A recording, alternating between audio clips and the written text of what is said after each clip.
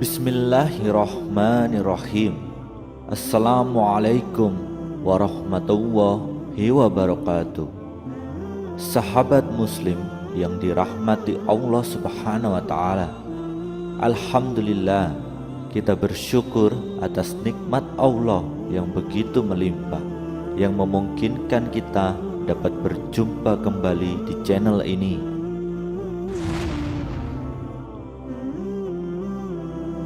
Marilah kita terus bersolawat dan memberikan salam kepada junjungan kita Nabi Muhammad sallallahu alaihi wasallam.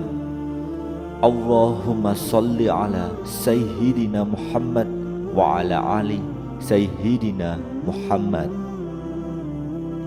Doa dan harapan saya agar saudara-saudara muslim sekalian senantiasa diberikan kesehatan, dilapangkan rezekinya, diampuni dosa-dosanya, dan dipanjangkan umurnya. Amin ya rabbal alamin. Sahabat muslim, memang tidak pernah dilarang untuk menanam tanaman apapun di sekitar rumah atau di dalam rumah. Ada sejumlah tanaman yang diyakini bisa membawa energi positif dan bisa mengusir keburukan di dalam rumah. Keburukan-keburukan itu misalnya energi-energi negatif dari jin hingga sihir. Sihir berupa santet telah dikenal sejak lama, bahkan sejak zaman Rasul Shallallahu Alaihi Wasallam. Rasul Shallallahu Alaihi Wasallam sendiri disebut pernah menjadi sasaran sihir dari orang Yahudi dan pernah dikisahkan Aisyah dalam sebuah hadis. Artinya, diriwayatkan dari Aisyah, ia berkata, Nabi pernah disihir hingga beliau dibuat seolah-olah melakukan sesuatu yang tidak dilakukannya. Hingga suatu hari beliau memanggil-manggil, lalu beliau bertanya, apakah kamu, Aisyah, tidak merasakan bahwa Allah telah mengabarkan tentang kesembuhanku? Dua orang laki-laki mendatangiku, lalu salah satu dari keduanya duduk di sebelah kepalaku dan satunya di sebelah dua kakiku. Kemudian salah satu malaikat mengatakan kepada malaikat lain, apa penyakit laki-laki ini? Terkena sihir. Jawabnya, siapa yang menyihirnya? Labid bin al-Ashsham. Jawabnya lagi, dengan apa? Sisir rambut yang jatuh serta selendang mayang pohon kurma. Jawab malaikat satunya, di mana letaknya? Di dalam sumur Zarwan, ucap malaikat. Nabi keluar menuju ke sumur itu, kemudian kembali dan berkata kepada Aisyah ketika pulang, pohon kurmanya seperti kepala setan. Lalu aku Aisyah berkata, apakah engkau bisa mengeluarkannya? Tidak, sungguh Allah telah menyembuhkanku. Aku khawatir memberikan kesan buruk kepada orang lain. Kemudian sumur itu dikubur. Hadis riwayat Al-Bukhari dan Muslim.